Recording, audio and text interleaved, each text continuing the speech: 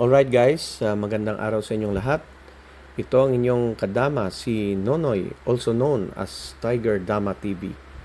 So ngayon, ipapakita ko sa inyo yung aking laro laban sa isa sa pinakamalakas na Dama engine sa buong mundo.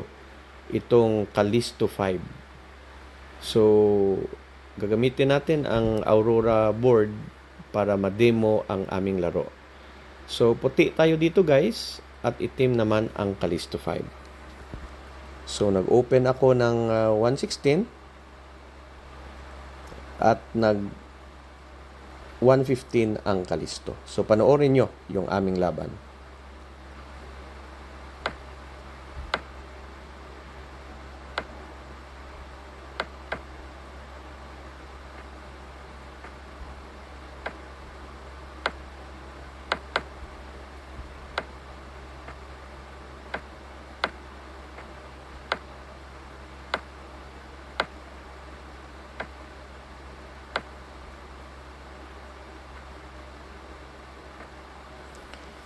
Now dito guys,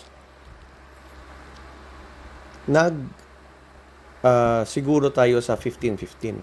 Now kung makikita nyo, madidihado tayo dito ng ilang piyon.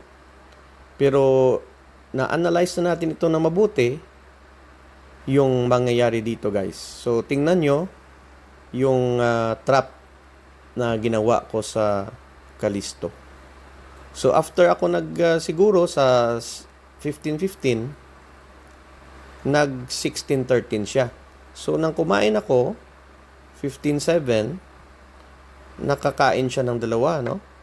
At yung pisa ko sa 7 ay makakapture ng itim, no? So at least 3 pisa yung lamang ng Callisto 5 dito sa aming laro, no? Pero na-analyze na natin itong mabuti kung paano mabawi itong ating material disadvantage.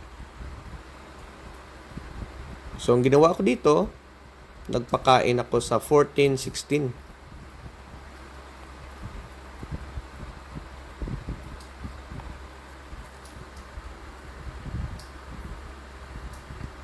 So, kumain siya. Then, nagchimpo lang ako dito sa 10-5. So, nang kumain siya 12-2, nag 6-2. So, nakainan ko siya ng 3. At para hindi makadama, nag-sacrifice siya sa 6-2. So, kain tayo balik. So, dito guys, makikita nyo, nabawi na natin yung material, no? Pero mas lamang tayo dito sa posisyon at yung Callisto 5 pa ang naghahabol ng tabla.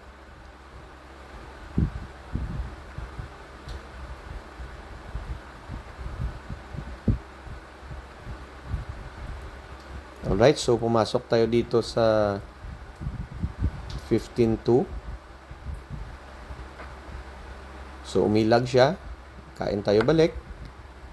Then nag 115 siya. Now dito guys, kung mag 16-14 tayo, mag 15-14 siya. So makakadama rin siya guys at matatabla yung laban. So dito na lang tayo nag 116. Kain siya, 13-1.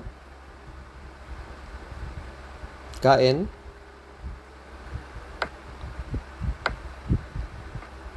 At dito guys, naging tabla yung aming laban ng Callisto 5. So, very happy tayo na nakatabla tayo sa isa sa pinakamalakas na Dama engine. At maganda yung trap at combination na ginawa natin para lamang tayo ng posisyon sa Callisto 5. Alright guys, so sana nagustuhan nyo yung aming exhibition game ng Dama engine na Callisto 5 at may nakuha kayong aral. Ito ang inyong kadama, si Nonoy, also known as Tiger Dama TV. Salamat sa panonood at magandang araw sa inyong lahat.